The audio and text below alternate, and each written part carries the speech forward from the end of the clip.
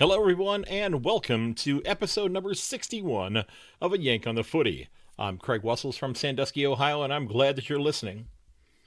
Well, we're one day away from the Thanksgiving holiday here in the United States, where it's not safe to be a turkey. And as you may have been following in the news, if you're watching from somewhere else in the world, I have been asked to clamp down, put the kibosh on, not meet up with large numbers of people, that sort of thing. So, to try to get the whole COVID situation under control. I've been battling a little bout of bronchitis myself right now, a little chest infection at the moment. I don't believe that it is COVID. I have no idea, quite frankly. I am having a test, not tomorrow morning, but on Friday morning. So I don't have any of the typical symptoms from what I have read in terms of the headaches and all the other things, the fatigue and such, and everything that's associated with it. But I have been working at cleaning out my basement and finding all sorts of dust, and we had a little bit of a mouse problem in my basement a while back, and I guess I didn't clean up as well about that as I thought I had, so we have some work to do there.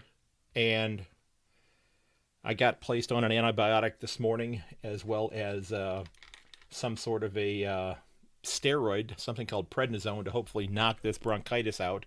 It's something that I typically get every year anyway. It just happens to be now that it has arrived with my my breathing and the change of the weather. So I'm going to battle through this. I think my voice is okay. I've got my cup of water here to go along with the podcast tonight. Now, this is the third of several of the unique episodes that I've done over the last couple of weeks, the interviews. I've got one more set of interviews that I have set aside for episode 62, which I'm going to be working on this weekend as well. But as I draw closer to the one-year anniversary of the podcast, I'm starting to realize again, wow, this has been a year. I cannot believe that it's lasted that long, that I'm still having fun with it. When I first got to the point where I was ready to do a podcast, the thought process was, and everything that I had read was, that the average podcast or the typical podcast peters out or stops after 7 episodes. The person lasts about 7 episodes and then it goes away. They run out of material. They run out of drive or desire to do the podcast. Well, this is number 61 for me, so I'm feeling pretty good about that. But over the last few weeks, as I have been doing, and if you've been listening, you've heard that I've been doing interviews with supporters of a number of different clubs. My goal with this is to find out what they thought about their club's trade period. And in this episode, I'm going to be talking to David Lloyd, who is a longtime Port Adelaide supporter and co-host of the Corn the Pear podcast, as well as Max Blake, who is a longtime Cat supporter. So we're going to hit the minor premiership winners of the last 2 years in this episode. And I am going to put a link to the Corn the Pear podcast in the show notes. And it took me a while to figure out what it actually meant, and I think you'll hear in the episode how that name came about. And it's one of those names that I'm thinking to myself after hearing the story behind it, okay, that made a lot more sense than I thought it was going to, because I had no idea where they were coming with the name for that podcast. And this is one that is a podcast that is devoted to the Port Adelaide Power.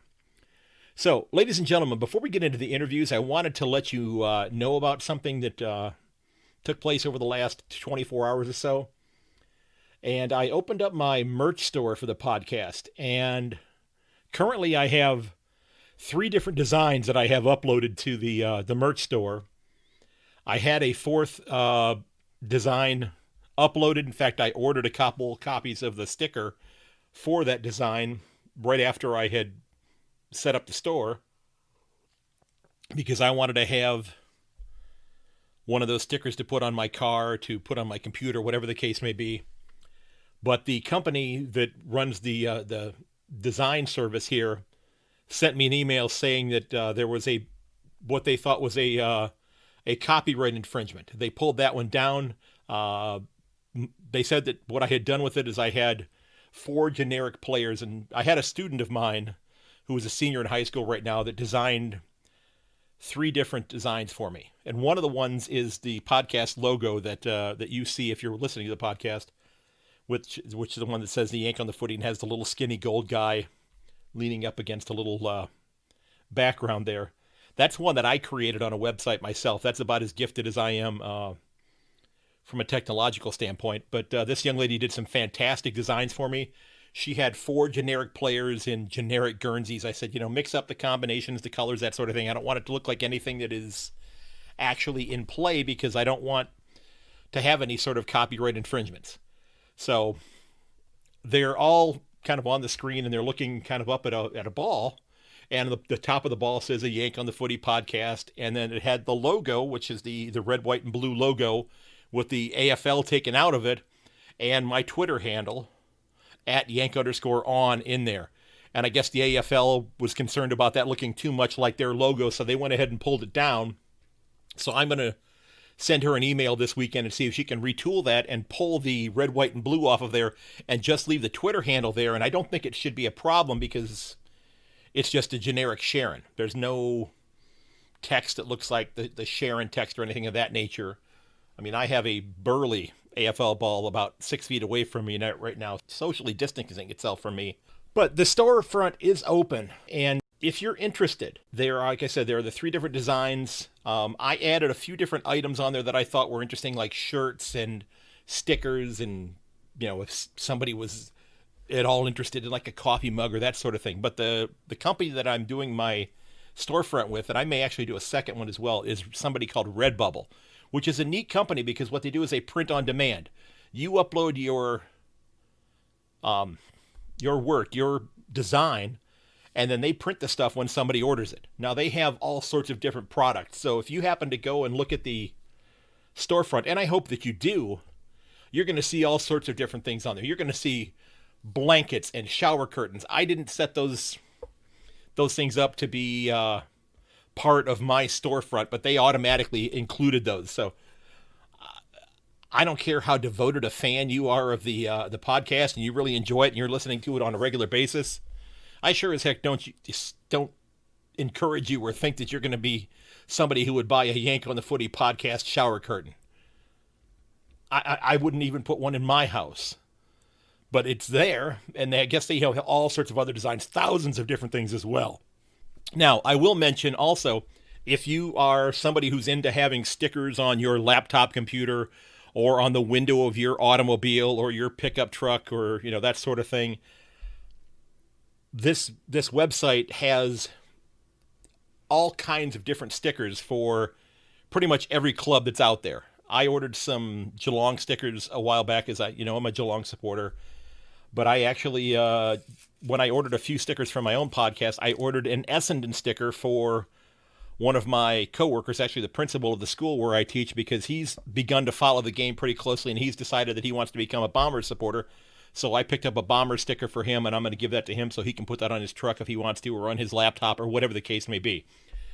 But one of the neat things about Redbubble, and I think a lot of the other companies do as well, is that when they print on demand, they print in different places around the world. They have printing facilities, not just in the United States, but they have a printing facility in Australia as well. They have printing facilities in a couple different countries in Europe as well. So if you find yourself at all remotely interested in a t-shirt or some stickers or something of that nature for the podcast, I'm pretty sure that they will print them right there in Australia. So you would get them, if you decide to get yourself a Christmas present, they will get them printed right there in Australia. And I believe that their printing facility is in Melbourne, because I checked into this before I decided on which one I wanted to go with.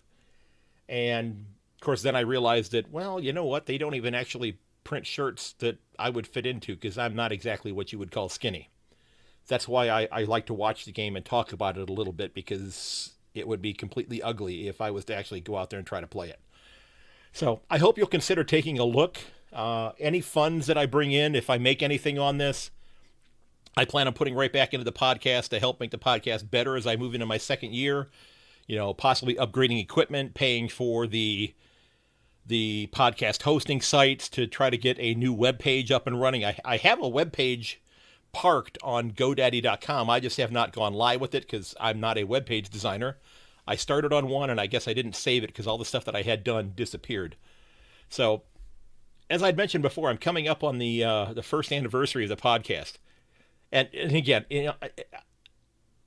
if you want to just go look and see what's on there, I will let you know that the designs that are there. One of them is the logo that you see on the podcast if you're listening to it right now. I did add on there my Twitter handle, the @Yank_on. I did plug that on there as well. But then I also have the couple of taglines that I use during the podcast. The Australian rules football. It's why they invented the DVR. And I also have one that she designed that I think is really neat looking. The may your dribble kick never hit the post. She did a really neat design with that, I think. So I'm pleased with it. I hope you'll find it interesting as well. But again, ladies and gentlemen, I'm not saying, hey, please go do this. But check it out. If you're interested, that's great. If you're not, that's okay too. It's not costing me anything to put the stuff out there other than a little bit of time. And like I said, if you find something that you're interested in that you want to get or get for some friends or whatever the case may be, or cover the entire back window of your car with stickers. Okay, I wouldn't recommend that, but you get the idea. I'd be very grateful, but I'm not begging or pleading. It's there. If you want to check it out, that's fantastic. But as I was saying, December 29th is the first anniversary of the first episode of the podcast. And right now I'm at the point where I'm working at reaching my goal of 10,000 downloads for the anniversary date. Now, I'm a small podcast. There are some podcasts that they put a new episode out.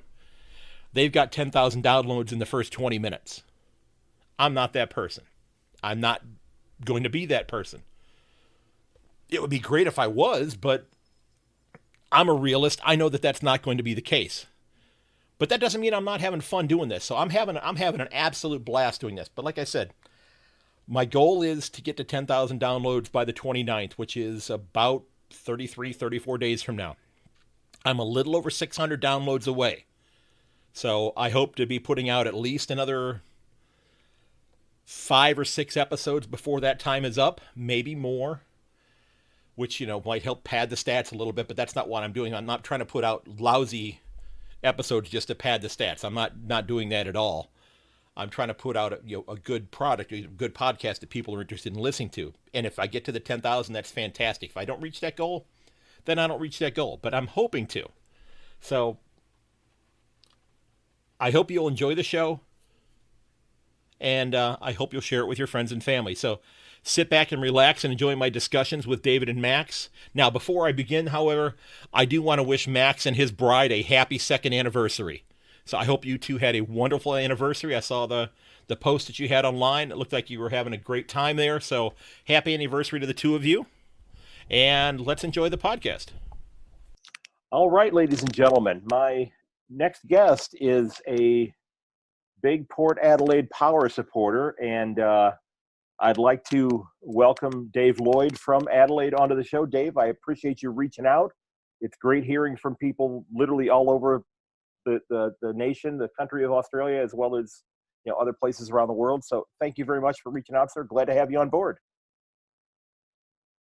Not a problem, Craig. Thank you for having me. Look forward to having a bit of a chat about Port Adelaide's off-season and what we've done in the trade period before our national draft in December. You bet. Absolutely. It's been, they finished up as the minor premiers this year. They had a fantastic year. Yes, they didn't make it to the grand final, but I think in the great grand scheme of things, knowing what went on, I think any team that made finals, their supporters had to be pretty thrilled about that. And you guys had a dynamic year this year. So absolutely. After a few lean seasons with no finals action, to introduce a few kids into the squad and then play finals and then win a final. Ultimately didn't go through to the grand final, but yeah, very happy with the year. Seeing us finish top and then win a final. Great experience for some of the younger guys in the squad. And in many ways they were kind of under the gun, if you will, because from everything that I had read and was alluded to, Ken Hinckley was kind of told, you're making finals this year or you're not going to have a chance to make finals next year. Yeah, absolutely. The squad, I think most experts around the league would believe that the squad Port Adelaide have had for the last 5 years has been good enough to play finals. Our best football has certainly been good enough to beat the top teams, which we've done over the last few years, whether it's been the Richmond or Hawthorn or Collingwood or West Coast of the competition. Our very best football has been able to compete with them and beat them. It's been our inconsistency, and that, certainly led to us either not making finals or just scraping in previous years. And Ken Hinkley, as senior coach, was certainly under no disillusions. If we didn't play finals this year, somebody else was going to have his job next year. And when there's only 18 of those jobs around the world, he wanted to hang on to it, and I think the players did as well. I think that reflected how we played this year. The players really played for the coach and for each other. Yeah, he seems to be, in many cases, similar in terms of the relationship between the players and himself. There's some parallels between he and Chris Fagan. It looks like the players genuinely love him. Yeah, absolutely. His time at Gold Coast, he spent some time as an assistant with the Gold Coast Suns, and also at Geelong, where he played his playing days.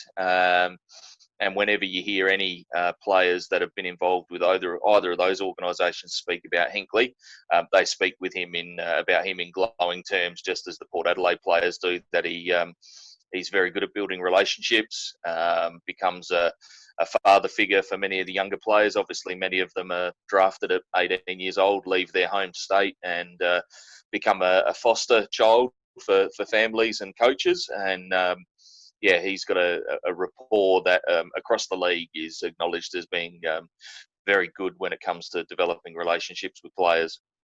So I'm thrilled that that's going to be able to continue, and I would imagine as a Port supporter, you've got to be pretty happy that he's still going to be there as well. I am. I was fully supportive of the stance the club took, though. If we didn't make finals, it was going to be time for somebody else. Ken had been in the job for several years. I, like many others, believed that our squad was good enough to be playing finals. We'd certainly demonstrated in individual matches that we were good enough to play finals and win finals, and that we hadn't quite got there. I was of the belief that if we hadn't played finals this year, that it was time to look elsewhere. But ultimately, Ken has got us across the line this year, played finals, and on the flip side, I'm happy that he continues on, because I think he's got us on the right path now. Terrific, yeah. And the trade period ended. You guys, Port Adelaide did not make a huge amount of moves, but they made what I think could probably be called some pretty impactful moves for them. They brought in Alir. They gave out a second-round pick for him. And Razio Fantasia came over for the Bombers, along with a late-round pick for pick 29, and then a third-round pick later on, I think next year or the year after. I'm not sure. When the trade period ended, what was your gut reaction, your first reaction to everything? Were you pleased with what occurred? I was. In the first instance, I don't think we had a huge list of requirements. If you were going to write out a shopping list for Port Adelaide, what was it that we needed? I wouldn't have had too many on there. One of them would have been a big-bodied utility to take over or sort of fill in for the role that Justin Westhoff had played for 280 games, who retired at the end of this year. So bringing in Alir at 195 centimetres, 97 kilos. He's probably a bit, not quite as tall as Justin Westhoff, but certainly a larger frame. And we also lost Jack Watts to retirement, a former number one pick who had joined us from the Melbourne Football Club a couple of seasons ago. He had a terrible injury last year, broke his lower leg really badly. And albeit that he was seen as a key forward, we sort of moved him into that tall utility in defence. He, much like Alir, 196, 90 kilos. So we really needed someone to be a swing man that could play back, forward, potentially pinch hit in the ruck. And Alir was targeted fairly early, I think, by the club, and we went after him, and we were successful in getting him. I think we got him, to be blunt, dirt cheap. He was in contract. Sydney, I don't think, wanted to let him go and to get him for a future second rounder, which if we play to our potential next year, finish somewhere near the top of the ladder, could be pick 35 to 40, somewhere around that mark. That's not a bad if you'd deal. said if you'd said we'd get Aaliyah for that, I would have taken it. Fantasia, a little bit of mixed emotion for me there, because I can't question our recruiting of our club over the last couple of years. We've been fantastic at the national draft, bringing in as much young talent as we have. I think Fantasia has a huge upside. It's certainly a position that we needed some depth. Brad Ebert played as a taller forward around that sort of 190 centimetre mark, which is what Fantasia, not quite that tall, but Brad Ebert played that sort of forward into the midfield role. I guess Motlop plays a similar role, Stephen Motlop, and also Kane Farrell, but Kane Farrell's a young developing player, and Motlop at 29, about to turn 30, is at the end of his career. So bringing in Fantasia was a very much targeted pick to bring in someone with some experience, 80 games, 25 years old. He can sort of step into that role that Ebert, Motlop played, and then we've got a couple of younger guys developing behind him. So, yeah, savvy recruiting for that one. I'm not sold. He has had a lot of injury issues, but our injury record and performance over the last 2 to 3 years has been exceptional. So hopefully we can get his body right. Hopefully he gets in a good headspace being back in his home state, and we get the best out of him. Yeah, I was going to ask you what were your expectations for the two of them, and you covered that pretty well there. See, I thought Lear is not a bad person to have backing up your number one ruck. He does a pretty decent job in that position, and Fantasia, when he wasn't getting pinched by Ben Stratton, like he was a couple of years ago, Stratton just left him just black and blue that one game. That was that one game, as a Cat supporter, and I came to the game just like 4.5 years ago, so I don't have that in my DNA where I hate another club. I like watching good footy, whoever's playing. Of course, I want my club to win, but that I understood why Geelong supporters dislike Hawthorn after watching what had gone on there. But he does flash. He's got a lot of absolutely. He's got a lot of tricks in his kit bag as well. He's what you would call a explosive small forward. He has a lot of skill. He was highly touted as a junior, so went fairly well in the draft year. I do think he's got a lot of upside. I wasn't sure that we needed him, but as I said, I'm going to put my faith in the recruiting team on this one, and bow to their much better judgment, and see what we get out of him in the years to come. Obviously, we were not particularly active in trades, but we did bring a couple of late picks in to help us with our points in the draft coming up. Right. You were going to say about Hawthorn a second ago there. You started to say something about Hawthorn. Yes, Hawthorn. Maybe you don't want to now. I don't know. Hawthorn are very easy to dislike. They've been very strong for a long time. Through the 80s, they were a very strong side. Probably had one of the greatest teams on the park throughout the 1980s, late 80s, and early 90s. They were just strong across every line. They had stars on every line. They were super strong. They had a bit of a lean patch in the early 2000s where they managed to get themselves some really high-end draft picks, and the likes of Lance Franklin now at Sydney, and Jared Roughhead, and Jordan Lewis, Sam Mitchell, those guys who led them to their three-peat earlier this decade. Any team that wins 3 in a row, as you can imagine, the chest gets puffed out a little bit. So it's fairly easy. And they've earned the right to do that, of course. Yeah, that's absolutely. But Australians are well known for having a bit of a tall poppy syndrome. So you win 3 premierships in a row, and you have a target on your back. Yep, exactly. Now, was there anybody that you were looking at on your own, thinking, "Boy, I hope we can pick this player up"? Was there anybody that you were hoping the club was going to target? Look, there were a couple of free agents that were on the market who I could think that Port Adelaide could do with. It was obviously very late in a very tumultuous trade period for Collingwood. Adam Treloar was a player who I thought Port Adelaide could deal certainly add to our list. He's a outside mid, carries the ball well. A fair bit of pace. That would be someone who I could see fitting into our side. But I guess from a key position point of view is typically what AFL fans look at. They're the ones that take a little longer to develop. I'm pretty happy with our big man stocks at the moment. I don't think we need a lot other than that utility that I mentioned. And I perhaps didn't have a Lear on my radar, but when his name came up early in the rumours that roll around on the Twitter feed, I certainly was all on board because I think he can add a lot to our side. I think he's got a real upside, and I'd like to add for that off-field. Port Adelaide has a real connection with community and our Indigenous community, and we are very proud of the programs that our club runs within our Indigenous community and our wider community. And from what I understand, Alir is a stand-up individual off the field who's going to add a lot to our cultural significance that we hold very dear at the Port Adelaide Football Club. And I think that may have helped or perhaps even aided us with targeting him. He sounds as though he's a really good guy off the field who's going to add a lot to that part of our club as well.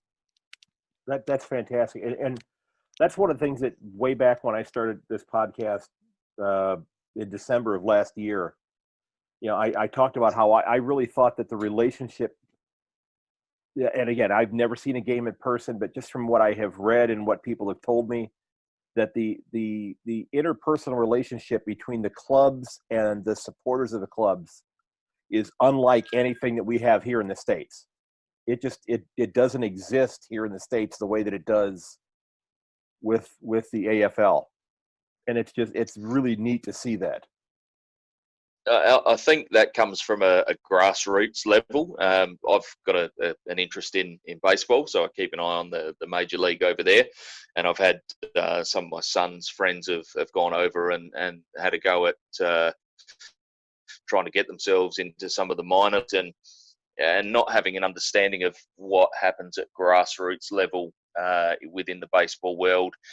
From what I understand, you sort of have your midweek, your office leagues, if you like, where it's potentially workplaces against each other. It seems very foreign to me because the grassroots Australian football at the suburban level is tribal. Within the South Australian, just within our greater metropolitan area here in Adelaide, there's 8 leagues with 10 teams in each league. Many of them have a reserve grade as well. So you might have your A grade or your senior team playing Division 1, then your Division 1 reserves is your B grade, as we call it. And then in Division 7, they may have a C grade, and Division 7 reserves a D grade. So quite a few suburban clubs here have 4 senior men's teams. Okay. And then that goes through to the South Australian National Football League, or the SANFL as it's known, which is the state league. And those are suburban, so Port Adelaide and West Adelaide and Glenelg and Norwood, suburbs around Greater Adelaide. And that is tribal. You're born into that. If you choose to support another team, you probably be looking for foster parents to move out. and that has gone through to AFL level because the VFL, as it was, expanded to the AFL, and those teams like Essendon and Carlton and Collingwood, they've hated each other for generations, and that's the connection with the community. The clubs have always been very accessible. Being able to go and see, 10 years ago, you could go after a game and players would actually get presented within the club rooms, and coaches would talk about how they played, and players would be able to mingle with the supporters, and they'd get direct feedback from the supporters, whether it was good or bad. So there's a real connection with community for all clubs. Yeah. and maybe this is you said you follow the sports here a little bit in the U.S. The salaries that U.S. sports pay the athletes, and it all comes from the television contracts and that sort of thing, are astronomically high. I mean, huge. The guy who's the worst player on the Major League Baseball roster is making a league minimum of about $400,000 a year. And that's kind of a middle of the road average salary of a 2, 3, 4, 5 year player in the AFL. So my thought on it is that in many cases the sports here in the U.S. they've kind of priced themselves out of being involved with the fans because they're in many cases extraordinarily wealthy and they're off doing their thing and seeing the stuff that people post on Facebook and such about, hey, I saw such and such a player, at the grocery store today, and we talked for a couple minutes and I snapped a quick picture of the two of us, that sort of thing. That doesn't happen here in the U.S. I have never seen a fan do that here with an athlete here in the U.S. Look at what you just said there. I live really close, about a 5-minute walk from the Port Adelaide home base, our training facility at Alberton Oval. I live in Alberton, so I'm only 5 minutes away. And during the season before the COVID bubble was implemented, and over the last few years, our captain, Tom Jonas, I'd see Tom pretty much every Monday morning at the local cafe where I'd grab a coffee on my way to work. I'd buy him one if we had a win, and he'd buy me one if we had a loss, and have a bit of a chat about the game and how we saw things. And occasionally see the media manager there, Ken Hinkley, from time to time, with assistant coaches having a coffee. They're very accessible, and I agree. I think the game, albeit they can earn a very good living. Upper echelon of players would be on, that $800,000 to $1 million a year. Very few, but the bulk of them probably around that $500,000 to $600,000 mark, which here in Australia is a very good living and can live yourself a very comfortable life on that sort of income. Mm-hmm. They're still very accessible, and I think really important that fans have access to them, because I think it keeps them grounded. It keeps them level-headed. They understand that what they're doing, they're privileged to do it.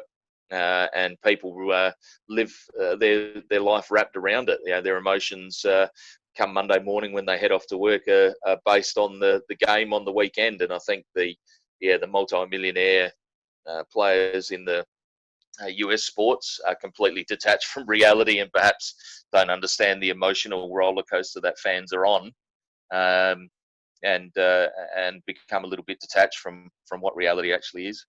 That's one of the reasons why and granted, I'm not there in person seeing the games, but it's one of the things that really drew me to this is just seeing that level of fan interaction. That is so impressive. I have there's a gentleman here that lives in Florida who's a Bulldogs fan, and he made a trip to, and I would argue he probably has more Bulldogs swag at his house than any Western fan that lives in Melbourne.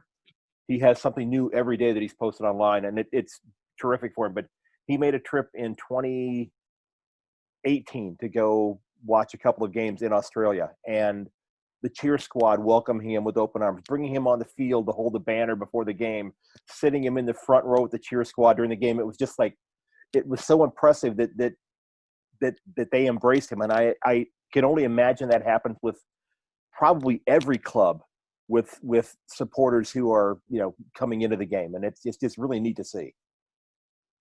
Yeah, absolutely. We, I've been privileged enough to go around the country and see games at different stadiums. Got exactly that at the Optus Stadium against the West Coast Eagles. Got out on the ground and hold the banner up before the game, and it's the fans make the game, and I think we saw that earlier this year when the games were being played in front of empty stadiums. It just didn't quite have the same feel as what it does when there's people there with the emotion that is attached to it. Clubs, and I think the term club is really important, because you're a member of a club, as opposed to being a supporter of an organisation. There's a huge difference. Right. That's, and this past year, this will be my second year being a member of the Cats, and it's exciting to be able to do that. Because even if you're 15,000 kilometers away, you still kind of feel like you're part of the group. Absolutely, that's kind of neat to be able to do that. Yep, absolutely. Well, I'll tell you what, I think we covered everything that I wanted to get into. Great that we were able to dig into some of these other topics. I know you got some phone calls that you have to get back to. So I do want to. That's fine. Look, just go ahead. Just quickly, just want to have a quick chat. With the draft coming up, our national draft, Port Adelaide don't I get any. I completely forgot about that. That's all right. They don't get a pick till pick 35. But what will probably happen is in the local competition, the Sandful, a young chap called Lockie Jones is part of Port Adelaide's Next Generation Academy. He is an Indigenous player who we have put through local scholarship program, if you like, at schools. Our Next Generation Academy promotes education within our Indigenous community. He's been a part of that program. He's a man-child at 18 years old. He's about 90 kilos, 190 centimetres, so he's built to play senior football straight away as a small defender, perhaps midfielder. He'll probably get called out early in the draft, probably in the top 15, maybe around the 10 to 12 mark. Whilst Port Adelaide don't have a pick in that range, what we will do is we can match that bid with points. Each draft pick is allocated a points value, and someone will probably call his name at around pick 10 or 12, and what we'll do is we'll bundle up all of our later picks in the draft, collate those points together and match that bid. And I would suggest during our draft it'll be very few players come on board, but yeah, Lockie Jones is a player who will very much be targeted by Port Adelaide, and I think, as I said, probably be in the top 10 or 12, but we'll match that bid and have him join our club over the summer. Terrific. I've watched some video of the drafts on YouTube, because it is, other than trying to figure out what a held ball is, it might be the most confusing thing that the AFL offers to somebody who hasn't followed the game for very long. The father-son thing and the academy stuff. It's really interesting. Yeah, look, unfortunately, it's just as confusing for someone who lives at. Not all clubs have the same father-son qualification. So the Victorian clubs, who are recognised as, let's call them the original clubs, they have different father-son criteria than the clubs outside of Victoria. The clubs within New South Wales and Queensland have academies that are slightly different to what South Australia and Western Australia have with Next Generation academies. There is no consistency. Hopefully that one day becomes a little more clear and consistent across the league. But at the moment, our players come through what we call our Next Generation Academy. And yeah, Lockie's been part of that for a little while, and probably have an 18-year-old come into the squad who is ready for playing at senior level straight away, just as several other guys have done in the last year or two. Terrific. And it's neat seeing that you're able to, keep in some instances, the local kids or the kids that you help to develop into the young players. It's almost like the minor leagues in baseball in a way, except they're, the minor leagues in baseball, exactly. They're already part of your organization. This way, you've still got to go and bring them on board. Exactly, and he's a Port Adelaide supporter as a child, so he'll be very happy to don the Guernsey one day for Port Adelaide, I'm sure. I have to tell you though, I do think that that Port does have one of the top three Guernseys. I think that the uniforms they wear are really sharp. It's a really sharp looking uniform. The color combination's really unique. Simplicity often can be the best thing, and very simple V, and I love our home Guernsey. Yeah, terrific. Well, Ladies and gents, I want to thank Dave Lloyd, big Port Adelaide Power supporter, for coming on. You gave me a lot of insight in terms of how the Sandful works and how Port is still primed to go ahead and make a push for the premiership this year. And I think they're gonna be up there towards the top. Unfortunately, I think we both have to agree. Our clubs are both pushing there. I think we both got to get past Richmond if that's going to happen. But Absolutely. Yeah. So, Dave, I really appreciate you coming on, sir. Thanks so very much. It was a lot of fun. All right, ladies and gentlemen, my next guest is a local footy commentator from the Geelong area. He's a huge Cat supporter, and he popped up on the screen, had his Cats hat on, so I decided to put my Cats hat on as well. I'd like to welcome Max Blake to the podcast. Max, thanks for coming on. I appreciate you reaching out, sir. No problem, mate. Great to be here and great to be talking Geelong Footy Club in November. Yeah, that's terrific. I have about 6 or 8 different podcasts that I have bookmarked on my computer that are all footy related, and I'm always looking for the latest episode to come out. It is a little strange to talk about footy at this time of year, but it's been kind of a busy last couple of weeks for the Cats, and maybe more so than possibly any other club except for the Bulldogs and whatever the Magpies are doing. Now that's been funny. I know you're in America at the moment, but the talkback radio, the AFL do everything possible to stay relevant this time of year. And there's a little bit of a conspiracy that this was all Collingwood and the AFL all set this up just so the AFL can stay in the news for an extra few days. And the Collingwood fans have been very vocal down here over the last 4 or 5 days. Yeah, It's been good. I've spoken to one supporter who's not a big fan of what went on, but I have somebody else who's scheduled to come on that likes the moves that the Magpies made. So yeah. I'm really looking forward to hearing their viewpoint on and their reasoning as to why they feel that way. So now that the trade deadline has passed, what are some of the first words that kind of pop into your head about how the trade deadline ended up and the results from it? I think all it says is the chips are in. The chips are in. All the cards are on the deck. We've put out a full shuffle.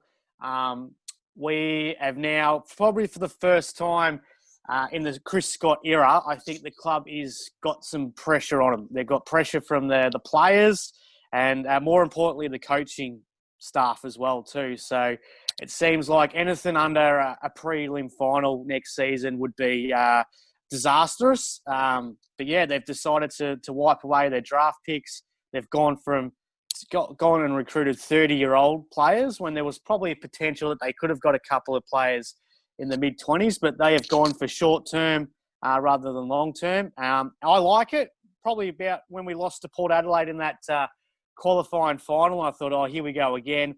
Maybe it was time for a little bit of a reset, but I think things changed when Jeremy Cameron said, yep, I'm coming to the club. When you've done that, I think, your strategy has to change. And, Higgins and I think Smith was just the nice little knife set that you got with the Higgins and Jeremy Cameron package. And, the chips are in. It's exciting times here at Geelong. And, the pressure is definitely going to be on the club for season 2021. So do you think that Isaac Smith's role is going to be less important than say, Higgins and most assuredly Cameron's role? Yeah, I think so. I think I could potentially – I was talking to a couple of good mates of mine yesterday about it, and I could potentially see him in and out of the side throughout the year. We've got a couple of, big wingmen. Menegola is an excellent wingman, and I know he got a bit of criticism about it last year in the prelim against Richmond, but Blitzarv's on the wing this year was pretty good. I think it just makes a big man that can take the mark on that wing side and set him up to go inside the forward 50. But I guess with Harry Taylor leaving, he's going to go back down to fullback where, that's probably his strong card. But the good thing about Higgins and Smith is they're 2 elite kicks, and it's something when the pressure's on Geelong, our kicking goes wayward and it becomes turnover city. But having those 2 guys in that are just really elite kicks, what it could potentially do is those 2 being mature players, they can actually teach their craft to some of our younger players, like a Sam Simpson, who is pretty good by touch. Like his one little 15 disposal kicks, 15-metre kicks are pretty good, but he's also, I think his efficiency level is pretty low. So if Sean Higgins can sort of teach him the craft, Sammy Simpson, I think is going to be one of those players that could potentially be a Brownlow medalist if he can get those attributes right. So it's, a good 3 players to come in, and it's also, they can teach the craft to the younger players. Now, do you think that they mortgaged or do you think that they mortgaged too much of the future in the Cameron deal? Yeah. I reckon that clubs, they hold draft pick. I think they overrate draft picks a fair bit now. You take a look at the Essendon Western Bulldogs deal and the Adam Sard one. They want pick 8 and they didn't want to swap pick 7 for Josh Dunkley and all this stuff. You take a look at the list of Geelong's first round picks and they're all not there anymore. So, Exactly. I take an established 500 goal kicker for 3 first-round picks any day of the week. Okay. You know we're going to get with Jeremy Cameron. He's going to instantly make your club better. Those 3 picks could have easily been players that, could potentially have played 200 games. Yeah, that's, I guess, the lottery. But then to get a player like Jeremy into the side is sensational. But the thing is, though, we've got 2 second-round picks for next year off him. So exactly. we end up with a first-round pick next year's draft plus 3 second-round picks. So, and then this year's draft is going to be compromised heavily. So those picks that we had could potentially going to be in the 20s anyway. So, it's going to be a hard one. It's going to be interesting to see how the draft actually goes. But I reckon a lot of the 18-year-olds that potentially could have got drafted in the Victoria area this year might not get drafted at all. And then they'll go into the next year's draft as 19-year-olds and then potentially going to be picked up in the 20s and the 30s. So and we've got about 15 players on the list anyway that's under 22. So not too bad. And hopefully be more physically mature also and be ready to handle the rigors of playing, in the VFL or at the AFL level. Well, that's it. And we've had a year where we didn't have any VFL, and they've had these scratch matches where they've been playing on fields that aren't actually the size of AFL grounds. So, and that's why I think the criticism with Jordan Clark, didn't get much of a go this year, but you've seen the size of him. He's a stick. That's and true. we've been putting a lot of time into Sam Simpson. When he first debuted, 4 years ago, he was a size of a stick as well. And look at him now. He's a clone of his old man. So I think they've just been patient with Jordan Clark, and whoever was going to get drafted this year weren't going to get any game time this next year either because of the players that we've brought in and the players that are already in line. So Charlie Constable, Brandon Parfitt will get more game time. Sam Simpson as well. Potentially Cooper Stevens as well. He's one that I reckon would hopefully be challenging for round 1. Yeah, that would be terrific if he was able to do that. It's, it kind of leads me to wondering then, do you think that well, let me ask it this way, how long do you think that the premiership window for the Cats is open with the list they have right now? It's a good question. It's probably on at about 5 to 12. I think they've got 2-year window with this group, but then someone retires and then the club just goes and targets that position again. So the window can just – I'm one that sort of doesn't – there's sides that generally can't win the premiership, and that'll be next year North Melbourne and Adelaide. But there's always a bolter. Like the Western Bulldogs came from nowhere. Richmond came from nowhere to win a premiership, and look at them now. They're set up this unbelievable dynasty. So, you sort of look at Hawkins probably is the next one that probably retire, and probably, I guess, Lockie Henderson as well. But then, if Lockie retires at the end of next year, what's to say that Geelong doesn't go after a Tom Doedee from Adelaide and bring him back home to Geelong? Tom Hawkins is retiring in a couple of years' time, or potentially Jeremy Cameron's going to fit that role. We've got Nathan Kruger, we've got Azava Radaglia. So the club does really good at filling in those little potholes. Gary Ablett retired and Sean Higgins has come to the club 2 years. So, I Good guess point. the window could potentially stay open. And then, realistically, when Zach Tui retires, Jordan Clark's going to fill that void. And Joel Selwood as well. We've got Cooper Stevens. And then the possibility, just keep it on your hat, but Zach Merritt's a free agent next year. He's from down this way as well. He's an instant player that can replace Joel Selwood. So that could probably potentially someone that the Cats could target as well. So, yeah, window could be possibly open, but it depends what happens. I think if they catastrophically go down the ladder this year, or next year, sorry, there could be a one of those, rebuilds, or not rebuilds, but just a reshuffle. Yeah, I was just looking at I have my other screen open here, and I was looking at the list. I didn't realize that Jeremy Cameron was as tall as he was. Yeah, he's a giant. Yeah, he's only 2 centimeters shorter than Tom Hawkins. So I didn't realize there was that big of a drop off. And I'll tell you, I'm really excited to watch the two of them playing side by side, because to me, that in the last couple of years has been one of the biggest opportunities, for success that Richmond has had with Jack Rewalt and Tom Lynch together. Because, the clubs are having to figure out, okay, who am I going to defend? And then while that's going on, you've got somebody that's rolling through there, that's picking up any mongrel ball that's laying around and kicking goals in Dusty Martin. So it's, that name gives me the shivers, Dusty Martin. What's that? Gives me the shivers. Well, I know it does, but I mentioned this in an episode last week or the week before, and I qualified it saying I'm in no way making a comparison to the two players, because this player is not on par with him at all. But I can see Brian Myers start to fill a little bit of a role like Dusty Martin does, with just how quick he is inside, and just be able to, the way he kicks the ball anyway, that it's already coming off at those odd angles as it is. Even just on a small way, he could, kind of be like a Cats version or a miniature version of Dusty Martin for the Cats. I think he's going to have a phenomenal year next year.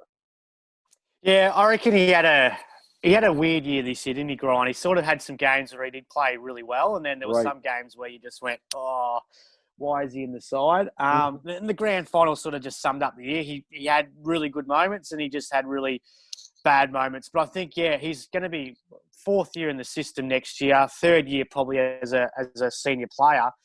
He's pretty durable. But, I think they need to probably make him an inside 50 player. But, I agree with you. He could be potentially I don't know if you remember, but Ronnie Burns was one of those players where he'd get 8 touches, but he could absolutely destroy an opposition. And he cannot touch the ball for 3 quarters, and he'll kick 4 goals in the last quarter. And Grind could potentially be that sort of player. And, he's going to love crumbing it off Hawkins and Jeremy Cameron as well too. And we've got a lot of players in that boat too. You think Brad Close as well, Dalhouse could potentially... Yeah, Gary Rowan as well. It's going to be interesting to see where Gary plays next season, because, is it too tall if you're going to have those 3 players in that one side? But Gary comes from my old hometown in Cobden, and he got picked up by the Falcons from playing in defence a senior year at the Cobden Bombers. So he could potentially be a player that can be running off the half-back line as well too. His speed is, phenomenal. He's the fastest player at Geelong. Right. So, I agree with Grind. I just think he just had, a few tweaks during the preseason and just he's got a great footy brain, natural football brain. He knows where to go. Sometimes a little bit, forward thinking, and he stuffs it up, but he's only a young player. So, in 2 to 3 years' time, he's going to be sensational. And one of the things that I have continually heard mentioned about him is that, and again, I've not watched these players playing at the younger levels. I just don't have that opportunity to do that. But I've seen said a number of times where they said that he grew up playing as a forward rather than as a midfielder who they're trying to turn into a forward. So he's already got that's not a new skill set that he's trying to develop. It's something that he's done all through his formative years of playing the game. He's played up there, close to the goal instead of, playing at the midfield level.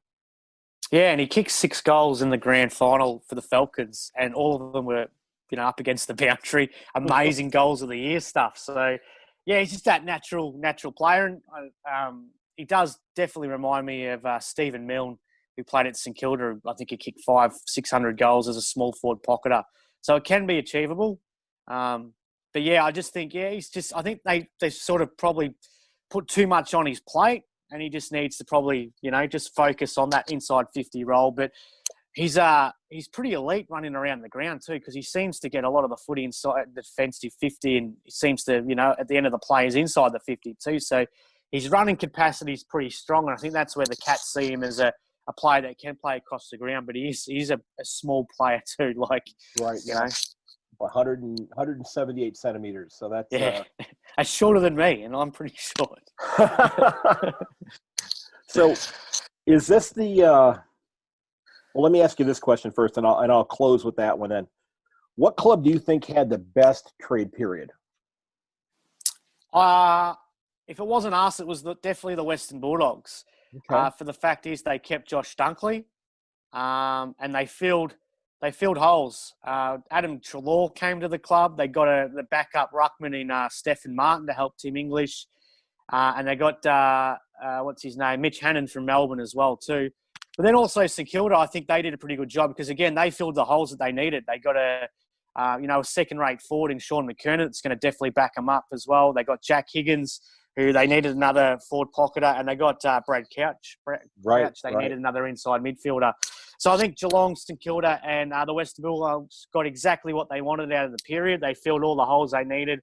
And they're basically, 3 sides in that premiership window too. So it's always easier when you're in that window to probably get what you need because more players are more sold on what you're selling to them than probably, say, a Hawthorn at the moment or an Essendon who a little bit in no man's land at the moment. But I think Essendon failed in getting what they wanted, which was good because we sort of don't like their list manager. Is that Dorio? Yeah, I was going to say his last name begins with a D because I'd seen a lot of discussions about him online. A lot of people talking about him on Twitter. Yeah, I don't mind the way he goes about it. He puts his players on a pretty high pedestal, and that's no problem. I think if I was a list manager at Geelong, I sometimes get a little bit frustrated with Stephen Wells. I think that he's a little bit too light. I think he's sort of, he sort of bucked at the GWS offer, but, the Tim Kelly deal, I sort of thought we could have got a decent player out of West Coast as well, but I guess as well too, we have a saying in Wells, we trust. That's a bit of a hashtag that we have in Geelong, and we didn't have it to lose a Brandon Parfitt or a Isava Radaglia in that deal. So I guess that's a bit of a win too. But yeah, sometimes I feel he sort of lets players go for a bit light. I thought Nakia Cockatoo's deal was a little bit, we put so much time in him. He was our only top 10 pick that we've had in the last decade. And let him go for, I think it was a future 4th rounder or something. No, I think it's a 3rd. It was a little bit disheartening. Yeah, it was a little bit disheartening. I thought we could have maybe got Alex Witherden in that deal, but oh well. I think he's sort of, if a player wants to go and doesn't want to stay too long, he lets it go. He lets him go. Right, and I'm really bummed out about that because when I first came to the game a little over 4 years ago and really started to fall in love with the game, as I was figuring out which team I wanted to support, Nakia Cockatoo was actually the player that pushed me in the direction of the Cats because I put something on his Instagram page last week that because to me he kind of played with that bull in a china shop kind of action. Yeah, it was somebody who was going to knock you on your keister, and not think twice about it. And I hate to see him go. I wish him the best in Brisbane. Brisbane actually ended up on number 2 on my list of clubs that I was going to support. So it sort of worked out there. As I told him, I said I'm still going to be a Cockatoo fan, but I'm still a Cat supporter. Wish him the best. But I think all of us Geelong fans are barracking for him. It's just sad. It's like the first game that he played for us was a pre-season game, and there was this extraordinary goal that he kicked. It was at Geelong against Adelaide, where he won the clearance. So we got the tap out, and he won the clearance, and he basically dodged 3 players and had a shot from 50 and nailed it. And we just all looked. I just remember there would have been about 6,000 or 7,000 at that game, and we all just sort of it was just silent, and we just thought, oh, look, Wow. this guy's going to be great. Yeah. And yeah, there was a couple of patches. He kicked a goal, I think, early on in the 2017 season against Fremantle, right on the wing. It was over there, and then we found out 2 days later he broke his thumb and he missed the next 8 weeks. He just he walked under a ladder that had 6 black cats underneath it or something. He's just And then every time he was close, Yes, he got injured again. What, And we sort of like, even this year we sort of waited with what he's. Yeah, we just like it's time. He's got to play, and yeah, it's just one that I think at the end of the day, it was like Daniel Menzel. You just had to cut ties with him. He just spent too much time in the rehab, and yeah, we wish him well. And I'm a big Link McCarthy fan as well too, and he went up to Brisbane and he's done really well. He kicked that goal against us a couple of years ago to win the game, and I was I personally know Lincoln. He's been fantastic, and I just hope Nikaya as well just does really well up there too. Yeah, I think he and Charlie Cameron together that's scary to think about. Yeah, it is. Much speed up there. That's frightening to think about. So just hope he gets games, and I do too. And he's only recently become a dad too in the last couple of weeks. So right. Hopefully, his family and all that settles. I really thought he might have gone to Perth and played. He's good mates with Tim Kelly as well. So I was actually thinking that he might have gone to West Coast, but Brisbane was a bit of a left field thing. Yeah, but somebody said that, and I didn't know that. I don't know that for sure, but somebody said he was from the Northern Territories. Yeah. So the name Cockatoo is a pretty famous one up there. It's like Rioli. It's a pretty strong one. You go have a look at the players that play in the Northern Territory League. There would have been probably about 12, 13 that have got Cockatoo as their last name. So let me ask you this. I've got two questions for you here to wrap up. I said, do you think that the club has enough now to finally overtake the Tigers? Because I don't care who else is going to be up in the top 4, that sort of thing. Until somebody beats Richmond, they're the Premiers. Until somebody beats them. Yeah, I think we have every side covered except them, and I don't think it's about personnel. I think it's about game plan. And the 2 times we've lost to them, we've been in the finals. We've been in the exact position. Up at halftime, we've played such good footy. You've gone into halftime, gone and got that the beer, and you're just gone, we've got these guys. We've got them this time. And then it's the same thing. Third quarter, they just go into 5th gear and they take complete control of it. They erect what happened in the first 2 quarters. It's been a thing under Chris Scott is when the pressure gauge goes up, we crumble. We absolutely crumble, and I don't think we've addressed that. The only thing that you can address, you can't address it by personnel. You address it by game plan, and you address it by pre-season. You address by running and finishing off games. And this year we've been remarkable finishing off games. I think how many times were we 2 to 3 goals up on a side, and then next thing you know, we've won the game by 11, 12 goals. Yeah. So I'm hoping maybe with the Jeremy Cameron situation, the game, like Tom Hawkins has been irrelevant against Richmond. And that's the fact that Richmond has such a good defence. So you bring Jeremy Cameron in, hopefully it just, it means that either Hawkins or Jeremy Cameron can have a good game. It's similar the other way.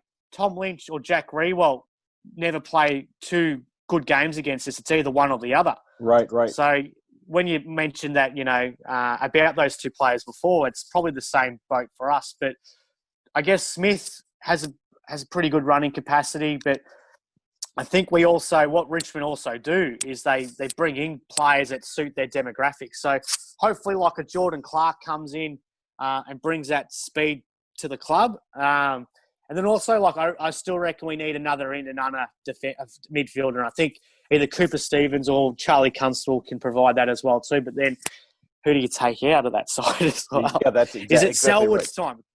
Is it potentially that if we get to the end of the year and Selwood's not in our best 22, is that a good problem to have?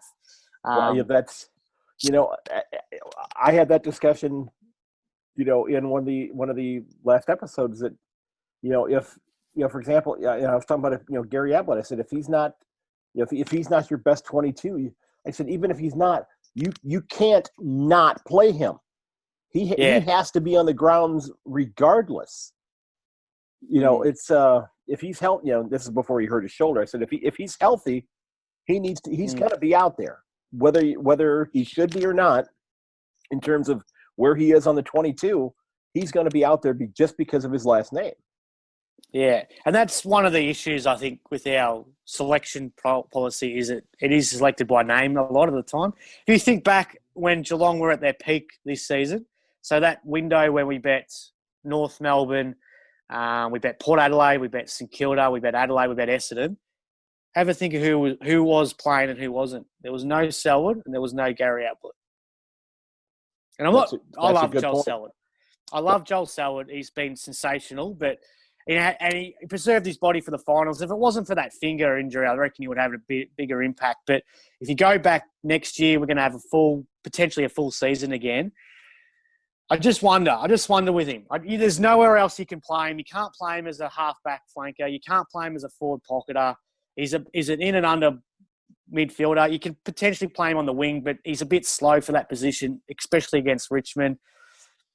Yeah, I just maybe this could have been the year he hung up the boots, or potentially just gave the captaincy over to maybe a Tom Stewart, let him flourish under that role, and then potentially it's not as hard to drop him or leave him out. We did it back in 2007 with Stephen King. We gave it over to Tom Harley, and you saw that. It sort of took the shoulders off King, and Geelong were able to probably potentially play Brad Orton's a bit more on the ruck. Okay. But then you never know. Selwood might come back and have a blistering pre-season, and this is his last dance like Michael Jordan did in that documentary, and he has this phenomenal season and finishes on the high as a premiership captain. That would be if he decides to go, that would be terrific. Now, is this the most optimistic that you've been as a Cat supporter since the last premiership? No, there's been a few ones. I think 2013 I was pretty buoyant about that year, and then 2019 too. So both years we lost the prelims by, we should have beaten Hawthorn, we should have beaten Richmond, but both those years I had this feeling that would come out really well. I think, was it 2019 we got Gary Rowan and Dalhouse, and we kept Tim Kelly. I think all the cards were aligned with us that year, and then we sort of had a loss during the second half of the year, and then we sort of just became reactionary to that and we changed our game plan and we weren't attacking. And if Hawkins had kept his elbows to himself, they probably played in the grand final. Yeah, that's exactly true. Or if we played a ruckman in a qualifying final, potentially when it was supposed to rain, we probably wouldn't have had to face Richmond in a prelim. We would have had the Giants on a Saturday, and we probably would have knocked them off too. That's true, yeah. All those possibilities. If Paul Chapman didn't jump up and knock out Robbie Gray in the 2013 semi-final, we probably would have beaten Hawthorn and kept the curse running. And then we would have beaten Fremantle in the grand final. All those, it's just the life of a footy supporter. Exactly. We had the 90s to deal with, mate, and we had lost all those grand finals. We had that little window where we won flags, and then we're back to being the could-have-beens, the should-have-beens. Right. Okay, but I am optimistic. I'm very optimistic. I'm up and about. It's only November. It's sort of hard to imagine what March is going to bring, mate. Well, look at the bright side. We've got very soon we've got the AFLW getting started. You're going to have hopefully games that you can commentate as well here pretty soon too. So, ladies and gents, I want to thank Max Blake for taking time out of his morning to come on and talk all things Geelong and the trade period. And Max, it was great to have you on. I appreciate it, sir. Thanks for having me on. It was great. Go Cats. Go Cats. Ladies and gentlemen, don't forget, if you'd like to sign up for the mailing list so that you get each new episode delivered to you first, there's a link to a short form in the show notes. If you'd like to sign up, I'd love to add you to the list. And don't forget to check out the podcast storefront. I will put a link to the show note in the show notes as well, so you can check that out if you'd like to. Also, If you'd like to be a guest on the podcast and you'd like to talk about your club's off-season in an upcoming episode, we kind of moved past the trade deadline, but I'd surely like to talk about that. I know it's been a couple of weeks ago. Please feel to reach out to me on Twitter at yank_on or send me an email at yankonthefooty@gmail.com. You can also find the podcast page on Facebook as well. I'm still hoping to talk to supporters from a number of clubs. I have a couple irons in the fire, but I'm hoping to talk to somebody from West Coast and GWS and Fremantle and Richmond, Adelaide and Gold Coast. Although I think I have a Sun supporter lined up, I've just not been able to make a connection with them. The Saints as well as the Kangaroos, who have made tremendous changes. I'd love to hear from a Roos supporter as far as what they think. I believe I have the Hawk Talk podcast that wants to possibly link up and come on for a little while to talk about the Hawks as well as the D's and the Bulldogs. And Frode, if you're listening, I'd probably like to talk to you, sir, but I'd also like to talk to some other Bulldogs fans as well. So if you're a supporter of even one of the other 7 clubs that I've spoken to, I'd still love to hear from you, because I want to hear what your thoughts are on the off-season. And by the time you probably get in touch with me when we set things up, the draft will have been finished as well. So I'd love to hear what you think. And if you've got an idea for a show topic, or you know someone that you think would be a great guest, drop me a DM on Twitter or shoot me an email. I'd love to hear from you. And just a reminder that, you can find all the episodes for the podcast at yankonthefooty.podbean.com. You can also find it on your favorite podcast provider.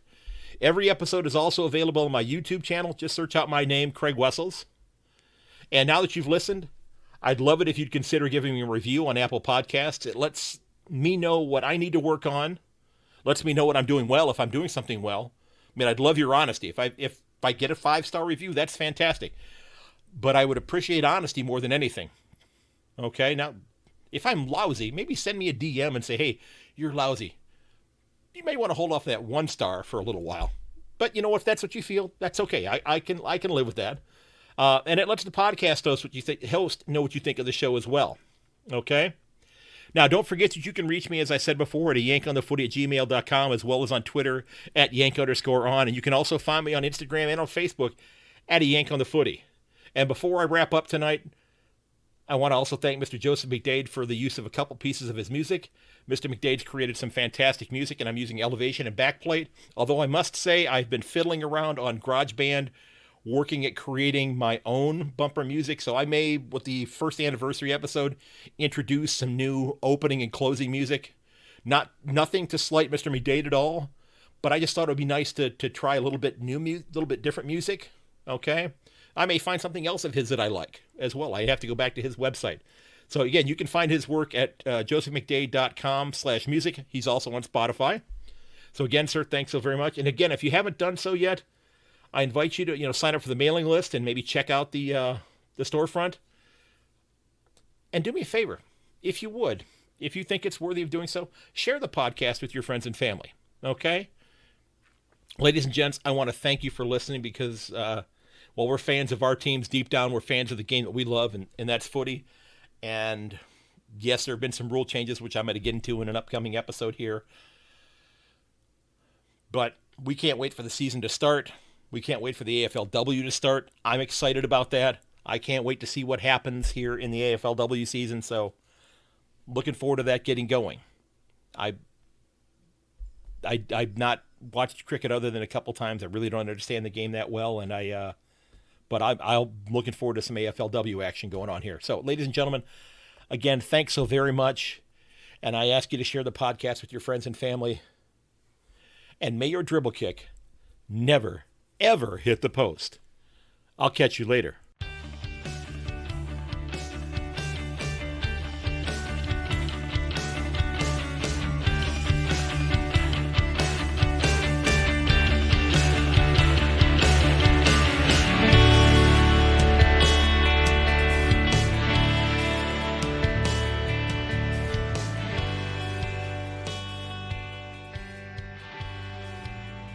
Ladies and gentlemen, this has been episode number 61 of A Yank on the Footy.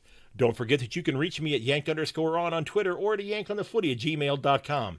You can also find me on Instagram and on Facebook at A Yank on the Footy. Again, thanks for listening, and please consider sharing the podcast with your friends and family. And until next time, ladies and gentlemen, goodbye.